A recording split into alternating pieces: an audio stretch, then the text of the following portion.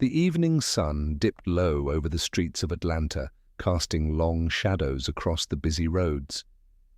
The air was thick with the lingering heat of the day, but inside his car, Malcolm Reed barely noticed. His sleek, black sedan hummed smoothly as he adjusted the air conditioning, the cool breeze, a welcome relief after a long day at the office. The radio played softly, a slow jazz tune filling the cabin, something to unwind to, something to drown out the stress of endless meetings and unread emails. As he approached an intersection, the traffic light flickered from yellow to red, and he eased his foot onto the brake, coming to a complete stop just in time. That's when the blaring siren shattered the moment. Flashing red and blue lights exploded behind him. Malcolm glanced in his rearview mirror, his brows knitting together in mild confusion. His heartbeat remained steady, but something felt off. A police cruiser rolled up behind him, the headlights casting a bright glare into his mirror. Officer Scott Henderson stepped out, adjusting his belt and holster as he approached the driver's side. Mid-40s, short buzzed hair, with a posture that screamed authority, but not the good kind. Something about the way he walked, slow, deliberate, assessing, made it clear that in his mind this wasn't just a routine stop. Malcolm kept his hands on the steering wheel, kept his posture relaxed, kept his expression unreadable. He rolled down the window as Officer Henderson stopped just outside. "License and registration," Henderson said, his voice clipped, no hint of politeness. Malcolm didn't argue. He moved with careful precision, reaching into his glove compartment for the registration, then handing over his driver's license. Henderson took the documents without looking at them, his gaze fixed on Malcolm's face, studying him, searching for something. Then finally, the officer spoke again. "You know why I pulled you over?" Malcolm met his gaze, calm but firm. "Not sure, officer. Maybe you can tell me?" For a brief moment, Henderson hesitated, a flicker of something Malcolm couldn't quite place. Then, as if deciding something in his mind, the officer straightened. "You didn't come to a full stop back there," Henderson said, his tone sharper now. Malcolm blinked. He knew that wasn't true. He had stopped, completely. But he also knew this wasn't really about a traffic violation. Still, he kept his voice even. "I'm pretty sure I did, officer, but if I was mistaken, I understand." Henderson didn't reply right away. Instead, he lingered, his eyes narrowing slightly, like he was trying to decide what kind of man Malcolm was. Something in his body language shifted. It wasn't just a traffic stop anymore, at least not for him. Then Henderson glanced down at the license in his hand, as if finally realizing he should check it. A beat passed, then a small, knowing smirk curled onto his lips. "You're not from around here, are you?" Malcolm's fingers tightened slightly on the steering wheel. "Not from around here?" He knew exactly what that meant, but his face remained unreadable. "Moved here a few months ago. My address is on the license." Henderson wasn't really listening. His tone changed just slightly, enough to let Malcolm know this stop wasn't about the stop anymore. "Where were you headed in such a hurry?" A loaded question. A question that carried an assumption. Malcolm could feel it in the air. The tension. The unspoken, "What are you doing in this neighborhood?" hidden beneath the words. Still, he didn't flinch. "Just going home, officer." He kept his voice steady, kept control, kept the power from shifting. But Henderson wasn't done yet. He took a slow step back, folding Malcolm's license and registration with exaggerated slowness before tucking them into his chest pocket. Then his expression shifted into something faintly smug, like he'd already made up his mind about who Malcolm was. And then the words came. "Step out of the car for me." Malcolm's grip on the steering wheel tightened for just a second, barely noticeable. But inside, He knew exactly what was happening. This wasn't about a traffic violation, it never was. He turned his head slowly, meeting Officer Henderson's eyes. "Is there a specific reason for that, officer?" His voice was calm, measured. But there was a weight behind it, one that made Henderson's smirk flicker for half a second before he masked it again. The officer squared his shoulders. "I asked you to step out of the car. You don't want to make this harder than it has to be." A threat, unspoken, but clear. Malcolm inhaled slowly, letting the silence stretch just long enough to let Henderson feel it. Then, without a word, he reached for the door handle and pushed it open. As he stepped out, the officer's eyes flicked over him, sizing him up. The crisp business suit, the polished shoes, the careful post, the careful posture. He didn't look like trouble, but Henderson wasn't looking for trouble. He was looking for control. "Step to the front of the car, hands where I can see them." Malcolm complied, his movements smooth and deliberate. He walked to the front of his sedan, stopping just where the headlights cut through the dimming light. Henderson followed, his boots crunching on the asphalt, his hand drifting a little too close to his holster, not out of need, but out of habit. A show of power. Malcolm's pulse stayed steady, his face unreadable. Control. That was the key. The officer tilted his head, watching him. Then he took another slow step forward, too close, invading his space. "We've had some incidents around here." His tone was casual, but Malcolm could hear the weight behind the words. "Can't be too careful, you know." Malcolm turned his head slightly, locking eyes with the officer. Then, in a voice just as casual, just as heavy, he replied, "Incidents involving men in business suits driving sedans?" It landed like a punch. For the first time, Henderson's posture stiffened. For the first time, his confidence cracked, just a little. "Watch your tone," Henderson said, his voice sharpening. "I'm simply asking a question, officer." Calm, collected, but Henderson didn't like it. He stepped even closer. "You seem awfully familiar with how this works." His eyes narrowed. "You got something to hide?" Malcolm let the silence stretch, just for a second. Then, with the slightest tilt of his head, he answered, "No, officer. I just believe in transparency." Henderson scoffed. He took a step back, pacing a small circle in front of the car, his fingers drumming against the holster on his belt. Something about Malcolm was throwing him off balance. He wasn't stammering, he wasn't nervous. There was no fear, only control. And Henderson didn't like it. "Turn around and place your hands on the hood." A command, sharp, clipped. Malcolm raised an eyebrow. For what reason? Weapons check. There was no real basis for it. They both knew that. But Malcolm didn't argue. He didn't resist. Without another word, he turned, placing his palms flat against the cool metal of the hood. Henderson moved in. The pat-down was quick, but rough, his hands lingering longer than necessary, pressing too hard, moving too slow.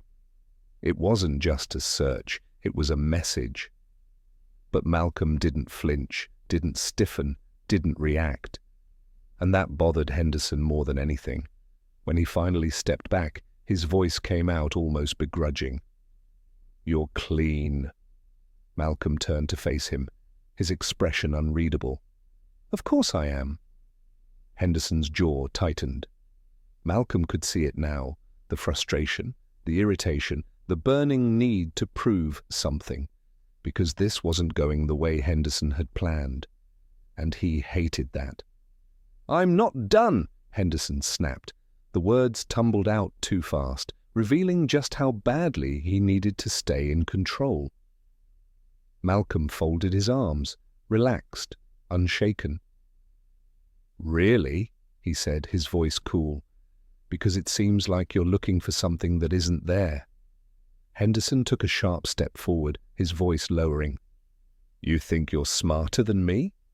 A loaded question, a dangerous one, but Malcolm didn't take the bait. "I don't think anything, officer. I just believe in fairness. And then it happened.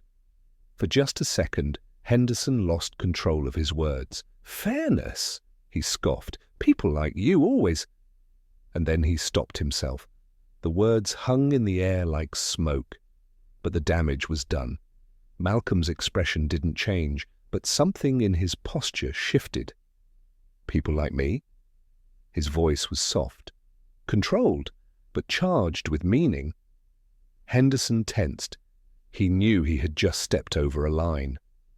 You know what I mean, he muttered, but his voice lacked the conviction it had before.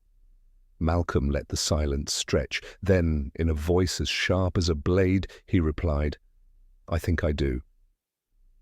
And I think we both know this stopped being about a traffic violation a long time ago.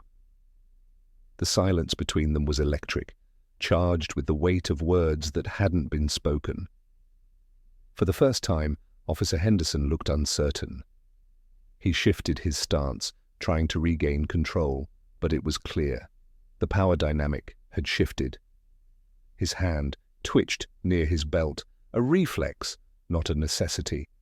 Turn around, he barked, trying to re-establish his authority. Place your hands on the hood again. Malcolm didn't move. Instead, he tilted his head, his gaze steady. Is this where you threaten me again, officer? Henderson's jaw tightened, but Malcolm continued. You seem nervous. A subtle dig, one that hit its mark. Henderson stiffened. I'm not nervous, he snapped, but the slight crack in his voice betrayed him. Malcolm sighed softly and shook his head. You know what I've learned over the years, officer? Control isn't about force. It's about knowing when to stop. Henderson took a step closer, invading Malcolm's space again. What are you, a lawyer or something? Malcolm didn't flinch, didn't move. Instead, a faint smile tugged at the corner of his mouth. Or something, he replied, his voice calm but filled with purpose. That answer seemed to agitate Henderson even more. He stepped closer, his voice dropping to a near growl. You think you're smarter than me? Think you're going to talk your way out of this? Malcolm met his gaze evenly, unflinching. I don't need to talk my way out of anything. The words hung in the air like a challenge. For a moment, Henderson seemed unsure. Then finally, Malcolm took a slow step forward, closing the distance between them. I think it's time you know who I am. Henderson's brows furrowed in confusion, his irritation resurfacing. I don't care who you are. His voice was hard, but there was a faint crack in his tone that suggested otherwise. Malcolm reached into his pocket slowly, his movements deliberate. I'm reaching into my pocket. Don't do anything stupid. Henderson's hand instinctively moved toward his holster. Hey, what are you doing? Relax, Malcolm said softly, his voice steady. His hand moved with precision, pulling out a leather badge wallet. He flipped it open, holding it up just enough for Henderson to see the gleaming emblem inside. The badge caught the fading sunlight, casting a bright glare. For a moment Henderson froze, his eyes darting between the badge and Malcolm's face, searching for some sign that this was a joke. It wasn't. Malcolm Reed, he said quietly. Head of Internal Affairs, Atlanta Division. The words hit like a sledgehammer. For the first time, Henderson's confidence crumbled, his eyes widened, and he took a step back, his hand dropping from his belt. His face paled as the weight of what just happened sank in. Internal Affairs, he repeated, his voice cracking slightly. Malcolm nodded. I oversee officer conduct. He let the words hang there for a moment, giving Henderson time to process them. My job is to ensure that the people wearing this badge, he gestured to the emblem in his hand, uphold the integrity and values it represents. Henderson swallowed hard, his mouth opening as if to speak, but no words came out. The officer staggered back slightly, looking like he'd just realized he'd walked into quicksand. "I didn't know," he stammered. Malcolm's eyes hardened. "That's the problem, officer." Henderson flinched. "You assumed I didn't know my rights. You assumed I wouldn't understand the laws you're supposed to uphold. You assumed because I didn't fit your idea of someone deserving respect." The words hit hard, each one landing like a blow. Henderson lowered his gaze, unable to meet Malcolm's eyes. Malcolm took a step forward, his voice calm but piercing. "And that's not just a problem for me. It's a problem for everyone you encounter in this uniform." For a moment, there was only silence. The sounds of the city around them seemed distant, muffled by the tension between them. Finally, Malcolm sighed and shook his head. "Here's what's going to happen." Henderson glanced up, fear and uncertainty in his eyes. "You're going to hand me back my license and registration." Henderson hesitated for a moment, clearly debating whether to push back, but the hesitation cost him. "And you're going to think very carefully about what you say next." Malcolm's voice dropped slightly, a warning hidden beneath the calm tone. "You're also going to hear from me again. Not as the man you stopped on the side of the road, but as the man tasked with deciding whether you're fit to wear that badge." Henderson's hands trembled slightly as he reached into his chest pocket, pulling out Malcolm's documents. He handed them over without a word. Malcolm took them and tucked them back into his wallet. He stepped toward his car, pausing with one hand on the door handle. Then, looking over his shoulder, he spoke one final time. "Remember this, Officer Henderson. The badge doesn't make you better than anyone. It makes you accountable to everyone."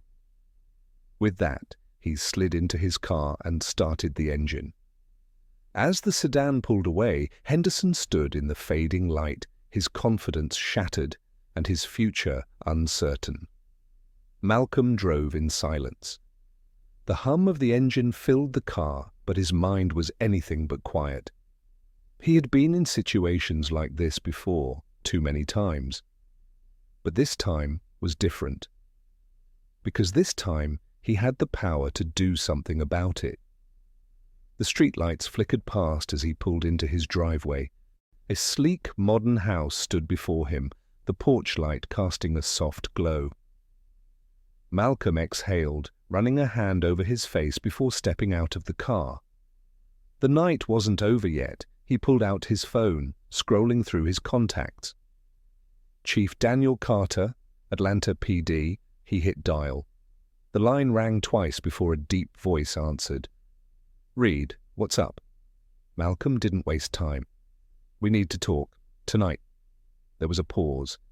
Then the chief's voice dropped to level. "This about an officer?" Malcolm's jaw tightened. "Yeah, and it's bad." Another pause. Then, "Meet me at my office in an hour." Click. Malcolm pocketed his phone, his mind already running through everything that needed to be done. Meanwhile, at the police station, Henderson sat at his desk, staring at nothing. The department buzzed around him, officers laughing, phones ringing, conversations overlapping, but he barely heard any of it. His mind was stuck on one thing: internal affairs, Malcolm Reed, his own words echoing in his head. "People like you always..." He had been so sure he had the upper hand, so sure he could handle another routine stop, but this wasn't routine, not anymore. His chest felt tight as he thought about what was coming. He had seen officers lose their jobs over stuff like this. Some were lucky. Some got a slap on the wrist. But others never put on the badge again. And Malcolm was the one person who could make that decision. Henderson grabbed his coffee cup with a shaking hand, but it was empty. Just like his career was about to be. 1 hour later, Atlanta PD headquarters. Malcolm walked into the chief's office, his expression unreadable. Across the desk, Chief Carter, a tall man in his 50s with graying hair and sharp eyes, leaned back in his chair. "All right, Reed. Tell me what happened." Malcolm sat down. He didn't sugarcoat it. From the first moment of the stop, to Henderson's profiling, to the illegal search, to the moment he pulled out his badge. As he finished, the chief let out a long, slow exhale. Damn. Malcolm didn't say anything. He just waited. Carter rubbed his temples, then leaned forward, resting his elbows on the desk. "This is bad." Malcolm's voice was firm. "It's worse than bad, Chief. It's a pattern, and you know it." Carter sighed. "You're not wrong." A heavy silence stretched between them. Then the chief picked up a pen, tapping it against his desk. "So what do you want to do?" Malcolm didn't hesitate. "A full department review." Carter raised an eyebrow. "That's a big move, Malcolm." "It's the only move." Carter studied him for a long moment. Then, with a slow nod, he spoke. "All right, let's shake the tree." And just like that, the first domino fell. The next morning, the entire department was on edge. A memo had gone out, effective immediately. A full internal review of officer conduct, mandatory training sessions, all body cam footage from the past 6 months under review, complaints that had been quietly handled getting reopened. Henderson sat at his desk, his stomach a knot of anxiety. His badge felt heavier than usual. He had been in the force for 15 years, but today it felt like he was walking on thin ice. The whispers had started. "You hear about the review? Internal Affairs is digging deep this time. Someone messed up real bad." Henderson didn't have to ask who they were talking about. He could feel the eyes on him. Then his phone buzzed. New email. Subject: Officer Scott Henderson. Mandatory internal hearing time, 3 p.m. Location: Internal Affairs conference room. Henderson's throat went dry. This was it. The storm had arrived. 2:55 p.m. Internal Affairs hearing room. The room was small, but the tension inside felt massive. Henderson sat across from a table. To his left, Captain Rodriguez. To his right, an HR rep. Directly in front of him, Malcolm Reed. Malcolm flipped open a file, his expression unreadable. "Officer Henderson, do you know why you're here?" Henderson swallowed hard. "I assume it's about the traffic stop." Malcolm nodded once. "Tell me what happened." Henderson hesitated. He cleared his throat. "I pulled over a driver for a moving violation." Malcolm didn't blink. "And?" Henderson exhaled sharply. "And I might have misjudged the situation." Malcolm's jaw tightened slightly. "Misjudged?" He let the word sit there, unchallenged, heavy. "You didn't just misjudge. You escalated, you profiled, you made assumptions." Henderson shifted in his seat. "I was just doing my job." Malcolm leaned forward, his tone sharper now. "Was it your job to make up a reason for pulling me out of the car? Was it your job to assume I was dangerous because I didn't act nervous? Was it your job to search me without cause?" Henderson had no answer. The silence was crushing. Then Malcolm took a deep breath and closed the file. "Officer Henderson, do you believe you treated me fairly that night?" A long pause. Then finally, Henderson shook his head. "No, sir." For the first time, his voice was quiet. Malcolm studied him for a moment, then nodded. "Here's what's going to happen." Henderson braced himself. The room felt smaller now. The weight of Malcolm's words hung in the air, pressing down on Officer Henderson. His heartbeat drummed in his ears, drowning out the distant sounds of the department outside. "Here's what's going to happen," Malcolm repeated, his tone firm, controlled. He flipped through the file one last time before closing it, his fingers resting on the cover. "You are being placed on immediate suspension, effective today." Henderson stiffened. A full review of your conduct will follow, including previous complaints filed against you. Every stop, every report, every body cam recording will be reviewed. The words landed like a hammer. A full review. For most officers, that was the beginning of the end. Henderson's hands clenched under the table. I get it, he muttered, but his voice was hollow, as if he had already accepted his fate. Malcolm's gaze remained steady. This isn't about getting rid of you, Henderson. This is about holding you accountable. A beat of silence. Then Malcolm added, and making sure this never happens again. The words were simple. Director, final. Henderson nodded slowly, looking down at his lap. For the first time, he had nothing left to say. You're dismissed, Malcolm said. Henderson stood up, the chair scraping against the floor. He turned toward the door, but before he could step out, "One last thing," Malcolm called after him. Henderson paused. "That badge you wear?" Malcolm's voice was softer now, but just as powerful.